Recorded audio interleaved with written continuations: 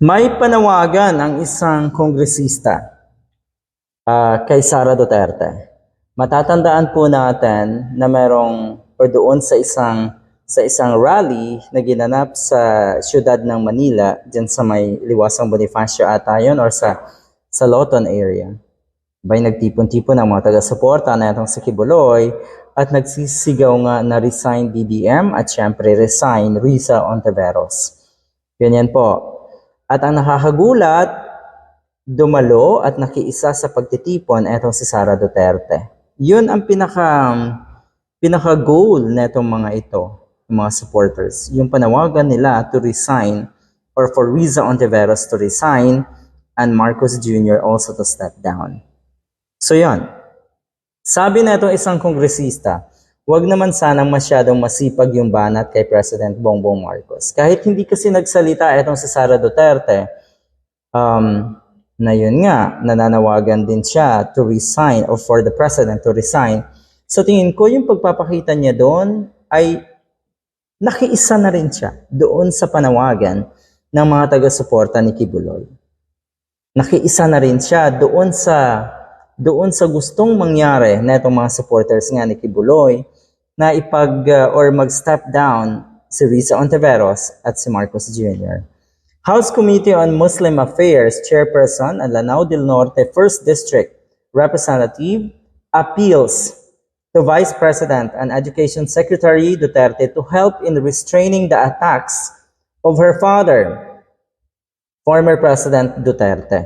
So kung nakikita nyo, yung patuloy na atake na itong si Digong kay Marcos Jr., ang gusto or ang ipinagtataka lang ng mga netizens, kasama na rin siyempre itong mga kongresista na ito at mga taga-suporta ni Marcos Jr., dapat daw kahit papano itong si Sara Duterte ay pigilan at kausapin ang kanyang ama sa mga atake nga na ito laban kay Marcos Jr.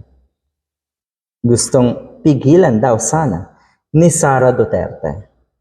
Pigilan din sana ni Sara Duterte ang pang-aatake or pag-atake. May mga trolls pa yung mga yan sa tingin ko eh.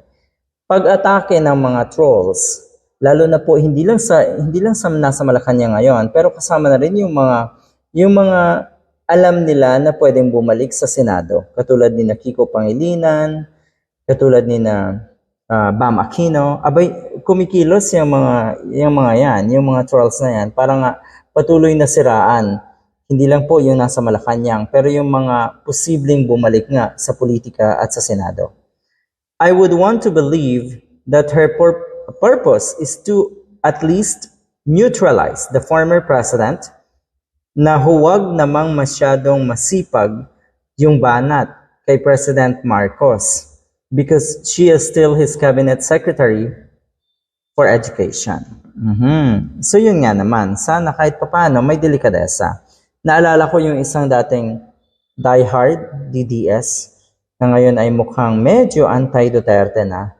Ang sabi niya, nung panahon ni Rodrigo Duterte bilang ating Pangulo, at noon nga ay Vice President si Atty. Leni Robredo, may mga panawagan siyempre na Duterte resign. May mga grupo dyan na nag-stage or gumanap ng mga rallies, pero ni minsan hindi dumalo etong si Atty. Leni Robredo sa kanilang panawagan. I mean, hindi dumalo sa mga pagtitipo na yon at hindi man lang naringgan din ng pagsuporta sa pakikiisa nga at pakikiisa doon nga sa panawagan